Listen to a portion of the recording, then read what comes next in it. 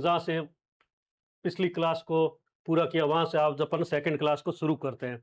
तो last class में हमने पढ़ा था, राज्य की अवधारणा को पढ़ा था। राज्य की अवधारणा में राज्य के कौन कौन से चार तत्व है, उनकी क्या अनिवार्य शर्त है, और उसके बाद में संविधान में हम क्या क्या पढ़ेंगे, वो चैप्टर को कैसे कैसे डिवाइड किया था, वो सारी चीजें।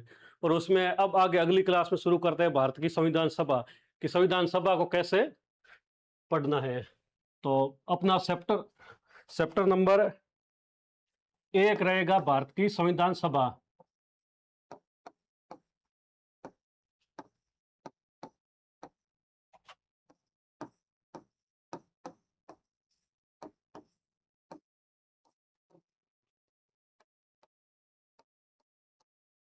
भारत की संविधान सभा, सबसे पहले हम पढ़ेंगे संविधान सभा का गठन कैसे हुआ। किस ऐसा तो कोई व्यक्ति था जिसके दिमाग में सबसे पहले ये विचार आया हो कि संविधान सभा का निर्माण करना चाहिए, अपने भारत का खुद का संविधान हो, तभी तो हम स्वाधीन कहेंगे कि हमारा खुद का कानून लागू बने करेंगे।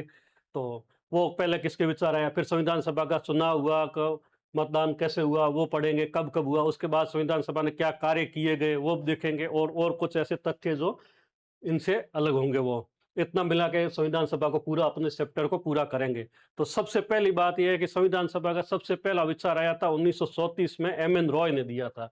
तो सबसे पहला फैक्ट अपना यही है कि श्री एम एन रॉय ने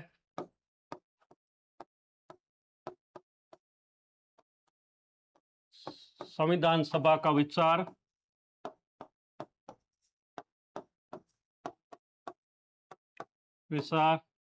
सन 1934 में दिया। तो सबसे पहले एम एन रॉय ने विचार दिया कि हमें भारत की खुद की स्वयं की संविधान सभा बनानी है, और उसका वो संविधान सभा भारत का संविधान बनाएगी, और उस संविधान के तहत हमारा शासन संचालित होगा। तो ये तो था इंडिविजुअल। उसके बाद में 1935 में, सन 1935 में, उस समय के तत्कालीन समय की सबसे बड़ी पार्टी थी, राजनीतिक पार्टी थी, भारतीय राष्ट्रीय कांग्रेस। और तो 1935 में भारतीय राष्ट्रीय कांग्रेस ने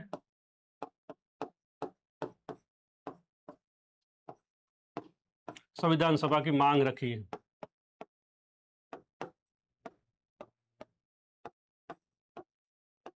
संविधान सभा की मांग रखी।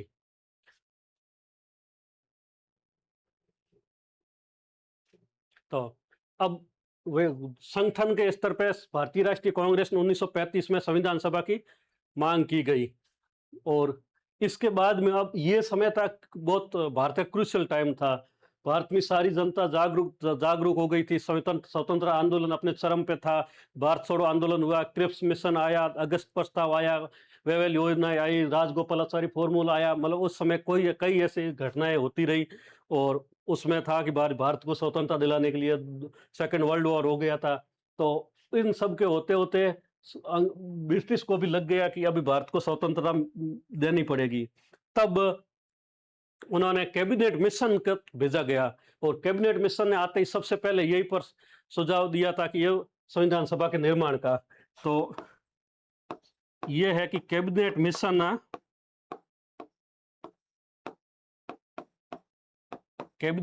के प्रस्ताव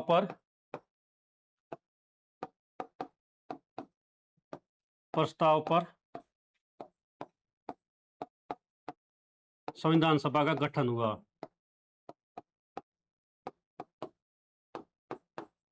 संविधान सभा का गठन।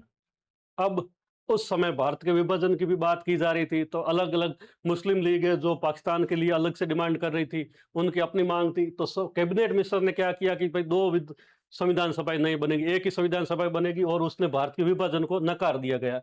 तो हुआ ये कि एक ही संविधान सभा के गठन की बात की गई। अब इस कैबिनेट मिशन के प्रस्ताव के आधार पर जुलाई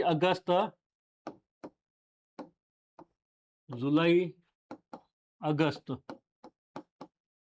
1946 को संविधान सभा का निर्माण हुआ, संविधान सभा का चुनाव हुआ।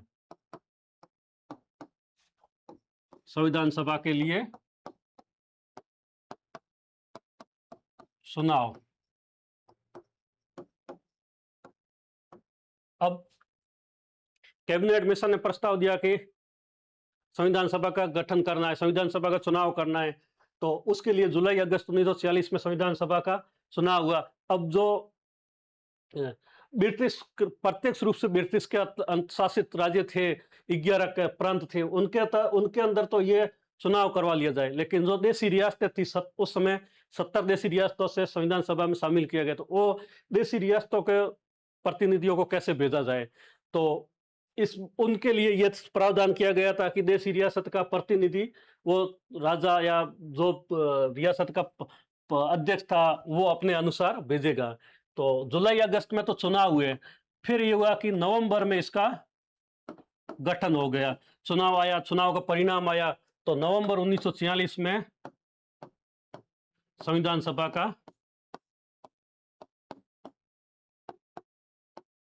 सभा का गठन, नवंबर 1946 में संविधान सभा का गठन हो गया। अब संविधान सभा में कुल कितने मेंबरों को होना था, तो वो एक अपन डायग्राम समझते हैं। संविधान सभा के अंदर टोटल 389 सदस्य होने थे। जब भारत का विभाजन नहीं हो रखा था उस समय संयुक्त भारत का था, जिसमें पाकिस्तान है, बांग्लादेश का क्षेत्र भी शामिल था। उस समय अपने 389 लोग तो संविधान सभा में शामिल होना था। इसके अंदर दो थे, एक तो देसी प्रांत थे और एक ब्रिटिश प्रांत थे। तो देसी प्रांत से टोटल 93 सदस्य, 93 सदस्य थे जो देसी रियासतों से थे, देसी रियासतों से। बाकी बचेंगे वो ब्रिटिश प्रांत से। तो बाकी पीछे कितने रहेंगे, 296 ये रहेंगे ब्रिटिश प्रांत से। अब ब्रिटिश प्रांत के अंदर भी विभाजन था कि एक तो उस जैसे वर्तमान में केंद्र शासित प्रदेश है, तो उस समय भी मुख्य आयुक्त के प्रांत थे और कुछ थे तो प्रांत थे। तो 4, अब इसमें यह था कि 4 और 292 का विभाजन होगा। तो ये 4 थे, ये थे मुख्य आयुक्त के प्रांत से एक एक। उस समय टोटल भारत के अंदर 4 मुख्य आयुक्त के प्रांत थे, उनमें से एक एक व्यक्ति को संविधान सभा में भेजा गया। 4 मुख्य आयुक्त के प्रांत से एक एक व्यक्ति। अब ये कई बार ऑब्जेक्टिव क्वेश्चन में ये पूछा जा सकता है कि ये 4 मुख्य आयुक्त के प्रांत कौन कौन से थे। अब ये 292, 4, 296, 93, 389 ये तो कई बार अभी ये भी पूछा जा सकता है। तो अपने 4 मुख्य आयुक्त के प्रांत कौन कौन से थे, तो वो एक बार अपन साइड में देख लेते हैं। सबसे पहला था अपना दिल्ली, जो हाल भी एक केंद्र शासित प्रदेश है। दूसरे नंबर पे था कुर्ग, तीसरे नंबर पे था अजमेर मेरवाड़ा, अजमेर और अजमेर मेरवाड़ा ये एक ही क्षेत्र है, मेरवाड़ा जो राजसमंद का कुछ हिस्सा था। और चौथे नंबर पे अपने था ब्रिटिश बलूचिस्तान, ब्रिटिश बलूचिस्तान। इन 4, ये उस समय के 4 मुख्य आयुक्त के प्रांत, इन 4 से एक एक व्यक्ति को चुना गया था। तो ये हो गए 4। अब पीछे बचे 292, ये 292 थे प्रांत से। टोटल 11 प्रांत थे उस समय, कुल 11 प्रांत से 292 व्यक्तियों का चुनाव किया गया। अब जैसे ये 4 केंद्र शासित प्रदेश मुख्य आयुक्त के प्रांत कौन कौन से थे, वैसे ये 11 प्रांत कौन कौन से थे, तो ये भी अपने एक बार लिस्ट याद कर लेनी चाहिए, ये कई बार ऑब्जेक्टिव में पूछ लिया जाता है। तो अब प्रांत वर्तमान लगभग वर्तमान के प्रांत है उनसे सिमिलर था, लेकिन उस समय अगर अपने को भारत का नक्शा मैप याद है तो हम थोड़ा सा सहूलियत रहेगी। तो उस समय सबसे ऊपर भारत में था उत्तर पश्चिमी सीमांत प्रांत, ऊपर से शुरू करते हैं, उस समय पाकिस्तान भी शामिल था। तो उत्तर पश्चिमी सीमांत प्रांत,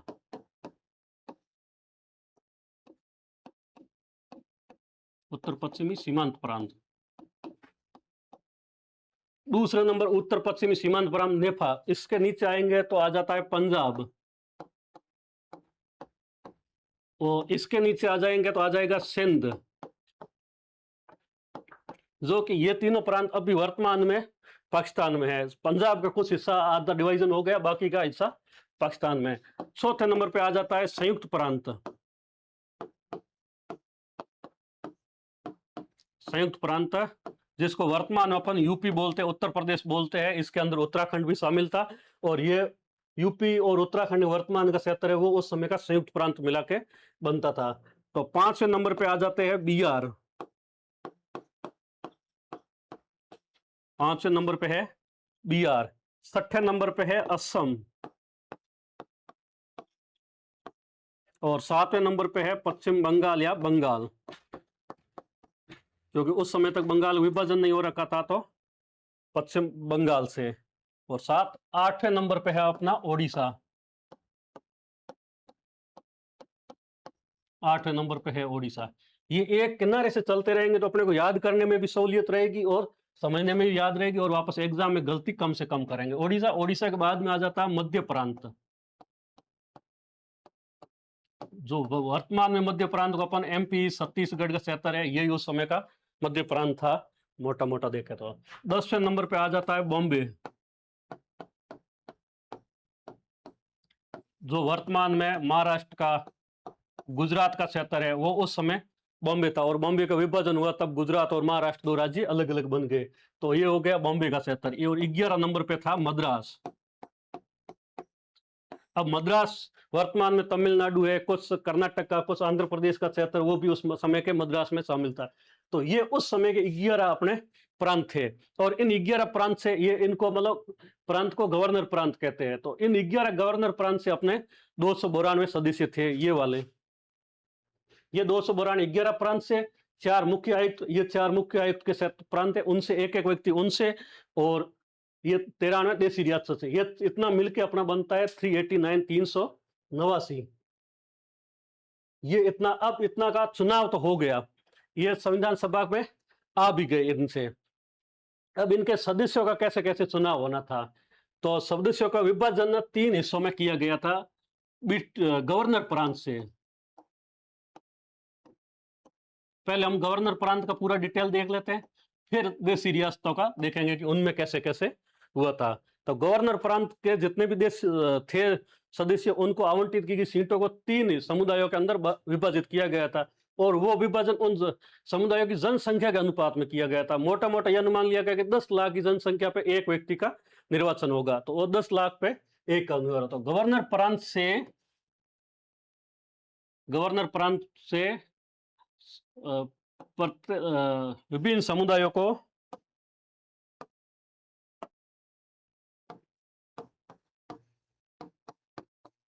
विभिन्न समुदायों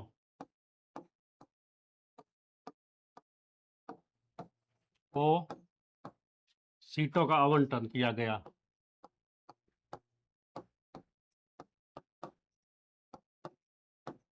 अब आवंटन किया गया। अब ये गवर्नर प्रांत से विभिन्न समुदायों को, ये 3 समुदाय कौन कौन से थे, ये टोटल 3 समुदाय थे। पहला समुदाय था सिख,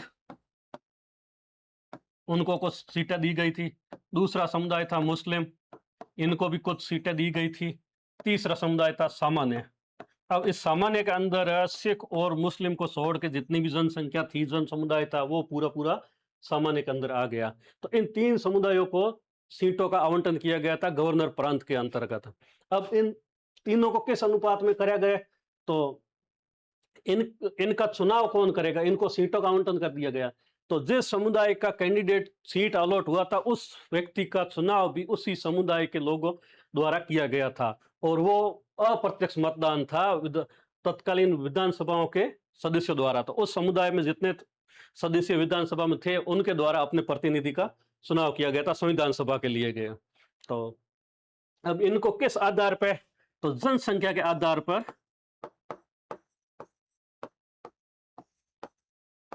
जनसंख्या के आधार पर सीटों का आवंटन।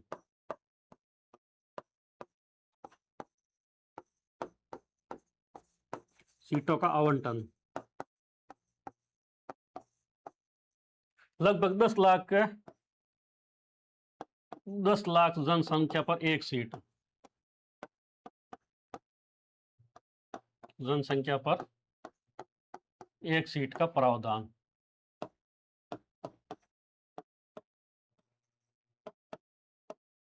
अब ये हो सकता है मोटा मोटा अनुमानित 10 लाख लिया गया है, किसी समुदाय में हो सकता है 10.5 लाख हो जाए, कहीं 9.5 लाख हो जाए, तो उतना वो वेरिएशन आ गया होगा। तो प्रत्येक जनसंख्या के आधार पर सीटों का आवंटन किया गया था। 10 लाख पे एक सीट का आवंटन किया गया था। और इनका अब इन समुदायों का जितने सदस्य विधानसभा में, तत्कालीन विधानसभा में थे, उनके द्वारा इनका चुनाव किया गया। तो ये एक तरह से संविधान सभा के सदस्यों का चुनाव अप्रत्यक्ष तरीके से किया गया। संविधान सभा के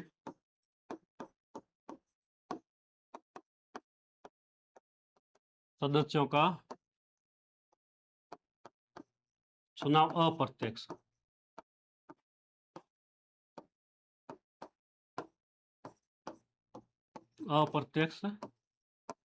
तरीके से। ये सवाल कई बार ऐसे पूछा गया है कि चुनाव प्रत्यक्ष तरीके से, अप्रत्यक्ष तरीके से। अप्रत्यक्ष तरीके का हुआ है कि मतलब जनता ने, जनसंख्या ने अपने प्रतिनिधि को चुनाव कर लिया, जैसे एमएलए का चुनाव कर लिया गया। अब वो ही एमएलए आगे अपने राज्यसभा सदस्य का चुनाव करते हैं, या फिर राष्ट्रपति का चुनाव करते हैं, या उस समय के संविधान सभा के सदस्यों का चुनाव किया गया था। तो वो क्या हुआ कि उन्होंने अप्रत्यक्ष तरीके से जनता ने सुना। जनता डायरेक्ट वोट नहीं कर रही है, वो मतदान प्रणाली में शामिल नहीं हो रही, लेकिन वो उन्होंने अपने प्रतिनिधियों के माध्यम से उनका चुनाव किया गया, तो उसको कहेंगे अप्रत्यक्ष तरीके से। तो ये ध्यान रखना, ये अप्रत्यक्ष तरीके से इनका चुनाव किया गया था। संविधान सभा के सदस्यों का चुनाव अप्रत्यक्ष तरीके से उन्होंने किया गया था। अब आ जाते हैं अपन देशी पर रियासतों से कि उनका क्या सिस्टम था। तो देशी रियासत का, जो भी रियासत का राजा महाराजा होते थे, उन्होंने क्या किया, अपने समुदायों में, मतलब अपनी जनसंख्या में से किसी एक व्यक्ति या दो, उनकी जनसंख्या के अनुपात में जितना आ रहा था, उन्होंने मनोनीत किया गया था। मनोनीत किया।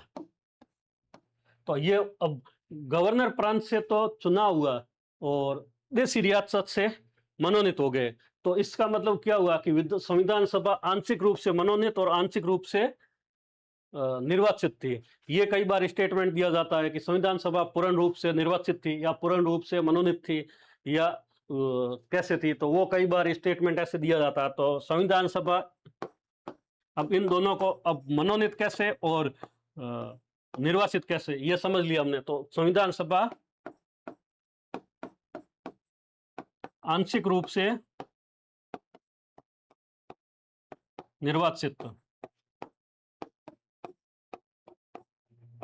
आंशिक रूप से निर्वाचित और आंशिक रूप से मनोनीत,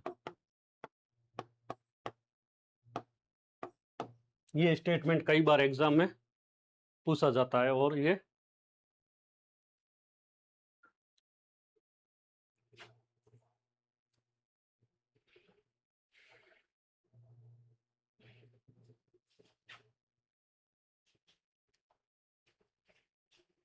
अब 296 सीटों का हमने बंटवारा, ये तो संविधान सभा का चुनाव वगैरह हो गया।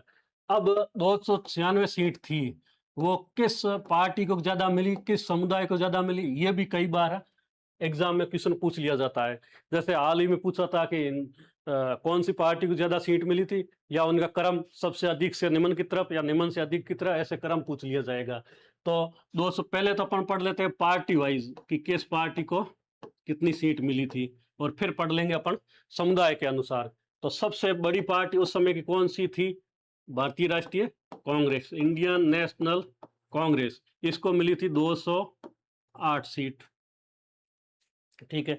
दूसरे नंबर पे कौन थी? मुस्लिम लीग। मुस्लिम लीग, इसको मिली थी 73 सीट। मुस्लिम लीग को 73 सीट, और इंडियन नेशनल कांग्रेस को 208 सीट। और फिर बची 15 सीट। 15 सीट थी जो छोटी पार्टियां जिनको एक एक सीट मिली थी, 3 पार्टी ऐसी थी जिनको एक एक सीट, छोटी पार्टियां या निर्दलीय, छोटी पार्टियां या निर्दलीय। और इसमें यह था कि 15 में से 3 छोटी पार्टी थी और 12 सदस्य टोटल। ये कई बार पूछ सकता है कि संविधान सभा में कितने निर्दलीय थे, तो 12 सदस्य निर्दलीय सदस्य थे। अब कई बार ये संख्या पूछ लेगा कि 15 के 15 निर्दलीय थे या कितने थे। ये समय विभाजन उस समय का जब भारत का विभाजन नहीं हुआ था, संयुक्त संविधान सभा अपना निर्माण हुआ था, उसके अनुसार। ये तो हो गया पार्टी के अनुसार। और अब अगला आ जाता है समुदाय के अनुसार कि किस समुदाय को कितनी सीटों का मिला, या किस समुदाय को कितनी सीटों का प्रतिनिधित्व मिला। तो अब उस समय की जनसंख्या में सबसे ज्यादा समुदाय कौन सा था? हिंदू। तो स्वाभाविक है कि हिंदू को ही सबसे ज्यादा सीटें मिलेगी। और वो सीटें मिली थी, हिंदू को मिली थी 163, हिंदुओं को 163, मुस्लिम को हिंदुओं को 163 और मुस्लिम को है 80 सीट, 80। ये तो हो गया। अब इसके अंदर फिर कुछ अनुसूचित जातियां थी, जनजातियां थी, उनको भी मिला गया था। तो अनुसूचित तीसरे नंबर पे है अनुसूचित जाति, शेड्यूल कास्ट, उनको भी रिजर्वेशन था। अनुसूचित जाति उनको मिली थी 31 सीट। चौथे नंबर पे अनुसूचित जनजाति,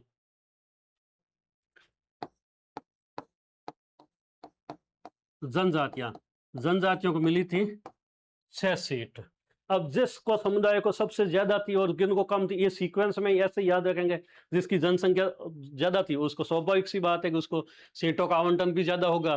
तो वो ये सीक्वेंस में याद रखेंगे। या जो पार्टी बड़ी थी, स्वाभाविक सी बात है कि उसको सीटों की भी संख्या बड़ी ज्यादा मिलेगी। और 5 नंबर पे है भारतीय ईसाई, भारतीय ईसाई इनको मिली थी 6 सीट, भारतीय ईसाई को 6। और फिर आ जाता है सिख, इनको मिली थी 4 सीट, सिख को 4।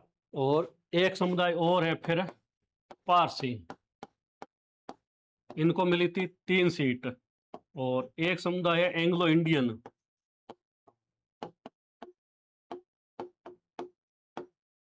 इनको भी मिली थी 3 सीट। तो ये मिला के अपने 296 सीट हो जाएगा। तो ये मोट संविधान सभा में सदस्यों का समुदाय के अनुसार और पार्टी के अनुसार का विभाजन है। और ये कई बार क्रम से पूछ लेते हैं या कम ज्यादा ऐसे पूछ लिया जाता है।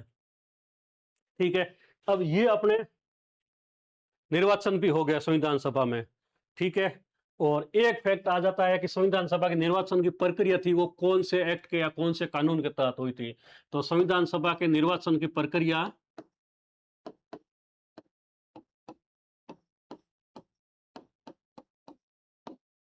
संविधान सभा के निर्वाचन की प्रक्रिया ये हुई थी भारत शासन अधिनियम 1935 के तहत।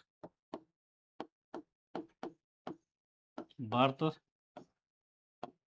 शासन अधिनियम 1935 की शेड्यूल 6 के तहत, अनुसूची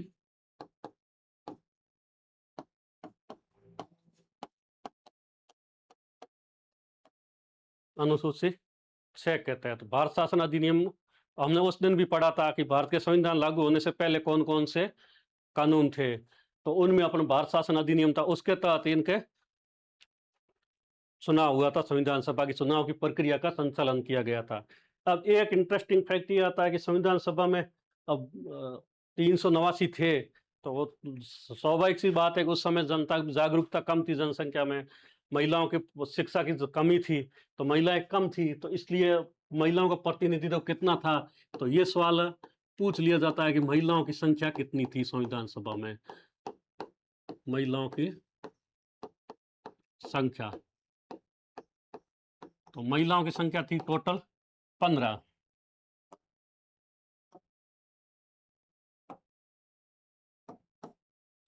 कुल थी 15 महिलाएं थी। अब कई बार फैक्ट में ये पूछ लिया जाता है कि 15 थी, 16 थी, 11 थी, 12 थी, ऐसे थी, क्योंकि 12 थे वो निर्दलीय थे, तो अपने को डाउट हो सकता है कि 12 निर्दलीय थी, 12 महिलाएं थी, ऐसे भी दिया जा सकता है। और कई बार ये संख्या भी पूछा जा सकता है। कई बार ऐसा भी किया जा सकता है कि 15 के नाम दे दिए जाए और वो नाम एक का दो का ऐसे गलत दे देगा, तो निम्न में से कौन से है कौन से नहीं है वो कूट अपने को दे देगा। तो अपन इन 15 महिलाओं की संख्याओं का 15 महिलाओं का नाम लिखते हैं। सबसे पहले है राजकुमारी अमृता कौर।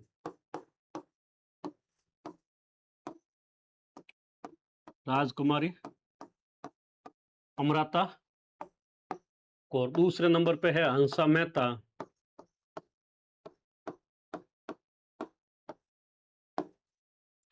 अब ये कई बार ऐसे पूछ, वैसे अपन 2 3 15 नाम याद करना भी थोड़ा मुश्किल है, लेकिन 2 3 बार प्रैक्टिस करेंगे तो अपने को याद हो जाएगा। हंसा मेहता। तीसरे नंबर पे है सुचेता करपलानी। कुछ तो उस समय के प्रसिद्ध नाम थे जो स्वाधीनता आंदोलन में एक्टिव थे, या फिर वो बाद में कहीं राज्यपाल या मंत्रिमंडल में कहीं न कहीं इनका भागीदारी रही थी, तो उस वजह से अपने को, या फिर वो कोई कांग्रेस में बड़ी भूमिका में थी, तो वो उनसे अपने को नाम याद रह जाएंगे। कोई नाम ऐसा नया मिलेगा। चौथे नंबर पे है सरोजनी नायडू। सरोजनी नायडू।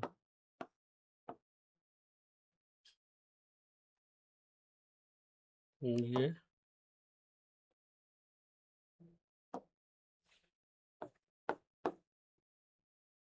चौथे नंबर पे हो गया सरोजनी नायडू। 5वें है अम्मू स्वामीनाथन।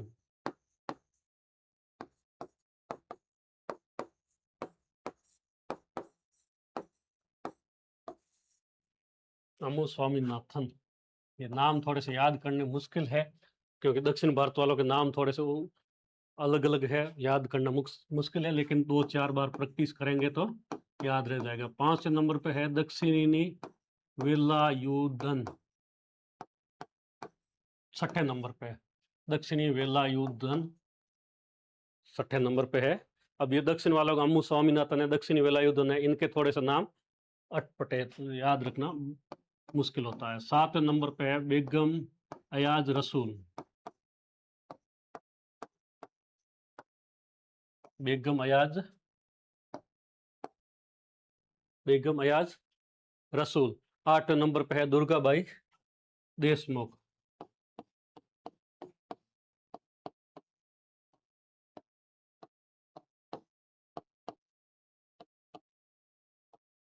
दुर्गाबाई देशमुख। अब इनमें भी ऐसा है कि अगर देखा जाए तो भारत के अलग अलग प्रांत से एक एक दो दो का ऐसे चुनाव हो गया था, तो वो भी अपने को थोड़ा थोड़ा ऐसे अलग अलग मिल जाएगा। 9वें नंबर पे है कमला चौधरी।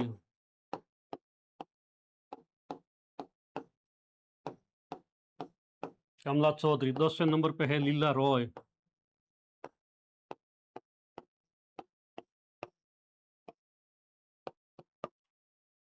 10वें पे हो गया लीला रॉय।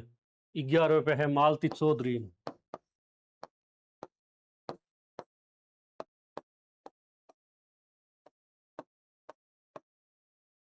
11वें पे हो गया मालती चौधरी।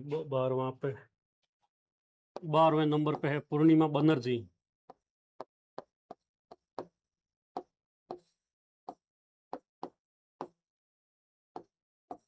पूर्णिमा 12 नंबर पे पूर्णिमा बनर्जी। 13 नंबर पे हो जाएंगे रेणुका रॉय।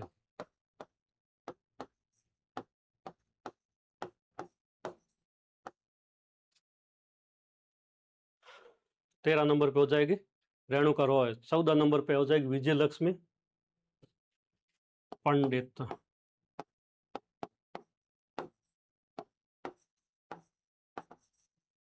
विजय लक्ष्मी पंडित। और 15 नंबर पे हो जाएगी एनी मस्करीन।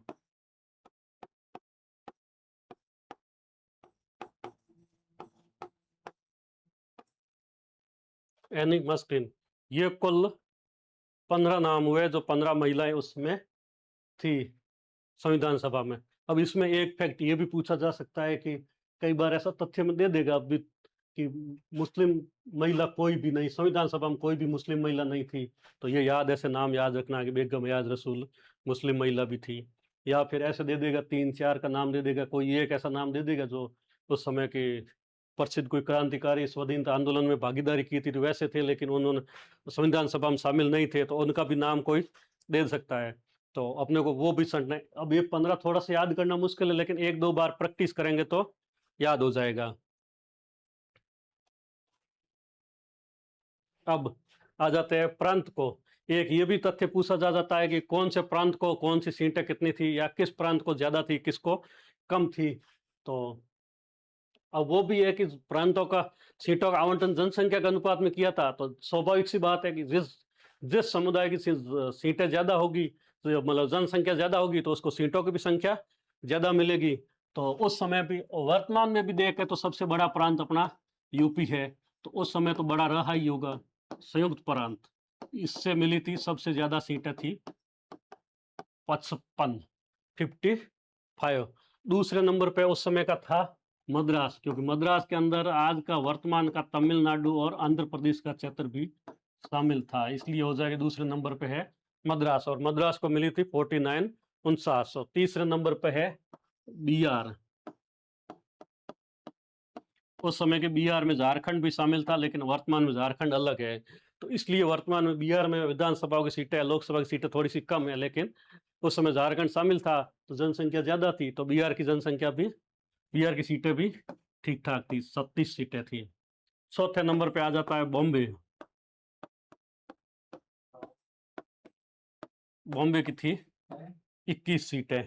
तो ये कई बार हिरार्की में पूछा जा सकता है कि कौन से प्रांत की सीटें कितनी थी, कौन से की ज्यादा थी, कौन से की कम थी, ऐसे।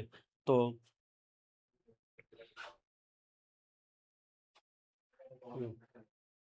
ये बॉम्बे की 21। अब ये चारों का नाम अपने को याद रखना है और सीटों का क्रम भी याद रखना है। कई बार अब इतने अभी तक तो इजी सवाल ये पूछा जा सकता है कौन से कम ज्यादा, लेकिन अगली बार हो सकता है क्रॉस पूछ ले कि सामने एक साइड प्रांत, एक साइड सीटों का आवंटन, कौन से में कितनी सीटें थी, ऐसे भी सवाल पूछा जा सकता है। तो ये तो अब अपना संविधान सभा का पूर्ण रूप से निर्माण हो गया और संविधान सभा बन गई। अब संविधान सभा अपना कार्य करना शुरू करेगी।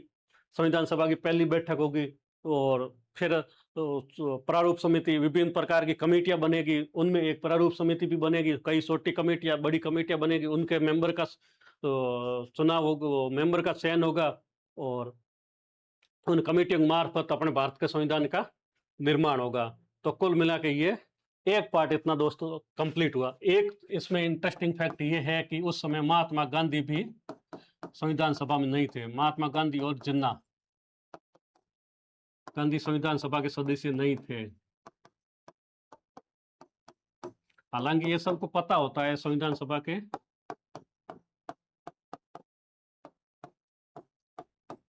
सदस्य नहीं थे, ये सबको पता होता, लेकिन फिर भी कई बार ऐसा लग सकता है कि यार महात्मा गांधी, वो तो इतने बड़े नेता थे, वो संविधान सभा के सदस्य कैसे नहीं हो सकते, ये दिमाग में आ जाए तो हम उस सवाल को गलत कर सकते हैं।